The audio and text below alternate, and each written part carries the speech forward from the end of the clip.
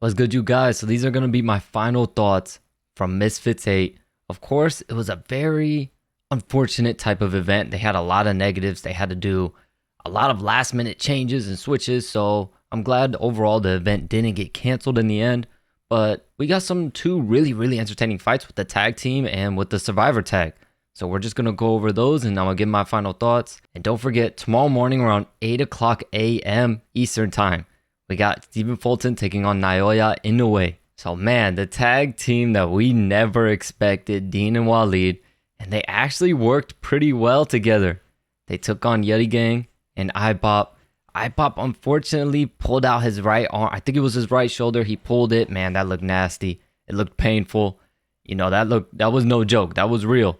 And I'm surprised he was able to keep in there and keep going, man. Toughness. IBOP is one tough motherfucker, but Yeti Gang looked really impressive, man. Yeti Gang, he was touching Dean the Grey up, man.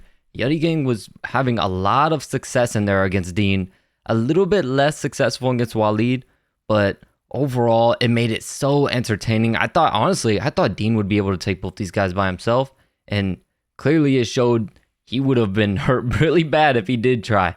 So I'm glad him and Waleed kind of, put their thing to the side and were willing to tag each other in and out. And then, of course, as soon as the fight ends, him and Waleed start going at it. So they were probably just saving it until the end. But overall, such an entertaining fight. Dean and Waleed did take every round, in my opinion. But like I said, Yeti and IBOP, they had their moments. They made this very exciting. Even giving Dean a little bit of a shiner under that right eye. So it just shows that they had some really good success in there, and they probably did a lot better than what we all were really expecting. Coming into this tag team fight, most people were probably thinking Dean and Waleed were going to walk through these guys, maybe even one of these guys taking out them both, but they showed that they can hang, man. And it wasn't just Yeti. Yeah, Yeti was having a lot of success, but IBOP was doing a really good job in there. He wasn't getting hurt too bad. He did get hurt a few times in there, but he wasn't getting dominated. He had a really decent jab. He stayed on his toes. He looked pretty quick. And he had a decent size advantage that maybe helped him with that reach. But IBOP really did hold his own pretty well in there. But Yeti Gang, man, I want to see him fight again. I'm not going to lie. I would love to see Yeti. I said it in the stream. I'll say it again. I would love to see him tag team with Uncle Pizza.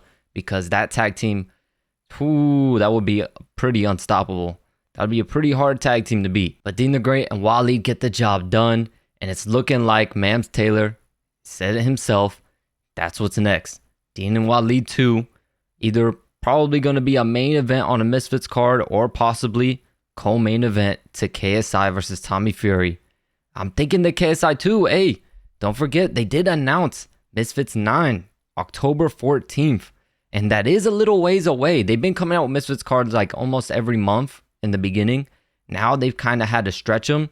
And October's pretty far away. So that's what I'm guessing is going to be the KSI Tommy Fury. But that's just my guess. They didn't really come out with anything else yet. Just that Misfits 9 is going down October 14th.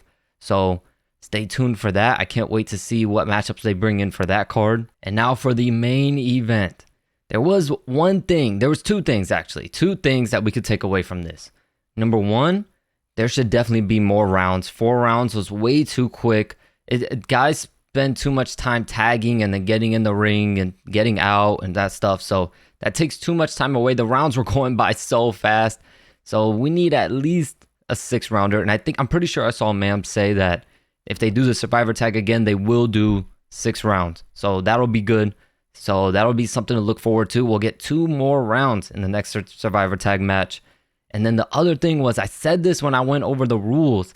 I said that there should be a certain amount of time that fighters have to stay in the ring, and then something sounds, and then they're allowed to tag. Because like B-Dave, for example, B-Dave, sometimes he was only in there for like literally 15 seconds, I think, in one time. He was only in the ring for like 15 seconds and he already went to tag. And I think the guys, they should be encouraging more action. Like these guys should be forced to fight at least for like 30 seconds or something like that. Like somewhat a little bit of amount of time. Because, like I said, I figured that someone might go running and just keep tagging. And we've seen it. We saw it a few times in that matchup. But overall, Very entertaining. I loved watching it. I loved commentating it for you guys too. It was pretty fun. What I also didn't like is I didn't like how most of the time when one person would tag, the other person would tag. Like what I didn't like from Nick LMAO, for example, when Nick was in there with someone, I don't remember who it was, but they went to tag, and then Nick had a look on his face where he's like, he rolled his eyes, and then he went to tag. But it's like, you don't have to tag, stay in there. Keep fighting. Whoever he tagged in, you could fight him. And then if he tags out, you could fight him. You could fight as long as you want. Nick almost had like a look on his face of like he had to tag. I don't know if maybe his corner said, oh, if he tags out, you tag. Or I don't know if his just corner just thought of that strategy on the fly and told him to do that. So that's why he looked upset. But he looked visibly upset that when his opponent tagged, that he had to go tag, that he felt that he had to go tag too. But, you know, I would like these guys to stay in there a little bit longer. You know, if someone goes to tag and you still feel good, you were in your bag, you know, stay in there. If like, for example, if Nick was beating on Ryan Johnston, if Nick was in there beating on Ryan Johnston and all that stuff, Ryan goes to tag because he's beating on him, you're having success in there. Stay in there. Fight whoever he tags. And another thing from what I'm hearing for you guys that were rooting for Swarmz and think Swarmz took the win, I think Nick LMAO won because I think at the end there, Ryan Johnston, his hand hit the ground or something. So I think they scored that as a knockdown, which would mean that any knockdown, I'm pretty sure, is an elimination. So that would mean that Ryan Johnston technically got eliminated literally at the bell of the last round. So that's why I think Nick LMAO pulled out the win. But I'm not sure. That's just what I heard. I heard that they did score it as a knockdown and a Ryan Johnston elimination. So that's the main reason why Nick LMAO took the win. But looking back on it now, they could have definitely given it to Swarmz. It was really, really close. But overall, just so entertaining. I would love to see more of this. I love the tag team stuff. I love the Survivor tag stuff. We need more of this. The rest of the card was a little bit lackluster. Yeah, the performances were good, which kind of helped.